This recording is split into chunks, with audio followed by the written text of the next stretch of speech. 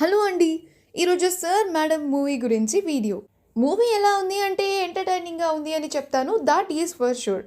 విజయ్ సేతుపతి, నిత్యా మేనన్ ఇచ్చి పడేశారు అంతే. స్టోరీ గురించి చెప్పాలి అంటే విజయ్ సేతుపతి ఒక మంచి పరోటా మాస్టర్. సో, సొంత ఊర్లోనే ఫ్యామిలీతో కలిసి హోటల్ పెట్టుకొని ఉంటాడు.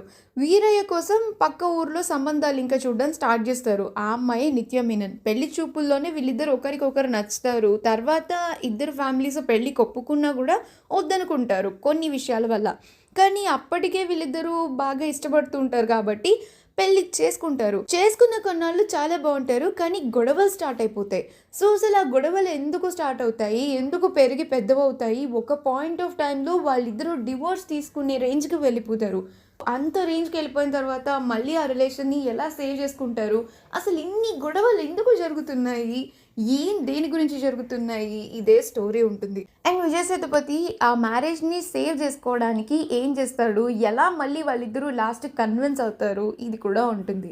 మ్యారేజ్ అయిన ప్రతి కపుల్ ఈ మూవీని డెఫినెట్లీ ఎంజాయ్ చేస్తారనే నాకు అనిపిస్తుంది. అక్కడక్కడ కొంచెం కామెడీ బాగుంటుంది అండ్ ఫైట్ జరిగినా దానికి జస్టిఫికేషన్ కూడా ఇచ్చారు, అది కూడా బాగుంది.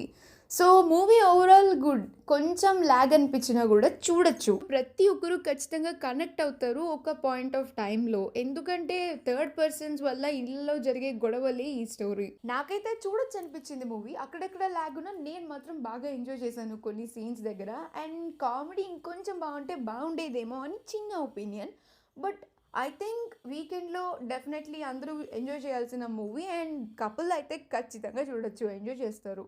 మీరు ఈ మూవీ చూసారా? చూస్తే మీకు ఎలా అనిపించిందని కమెంట్స్లో తెలియజేయండి. మరొక మంచి వీడియోతో మళ్ళీ కలుసుకుందాం. Have a great time and please మా ఛానల్ని సబ్స్క్రైబ్ చేయడం మర్చిపోకండి.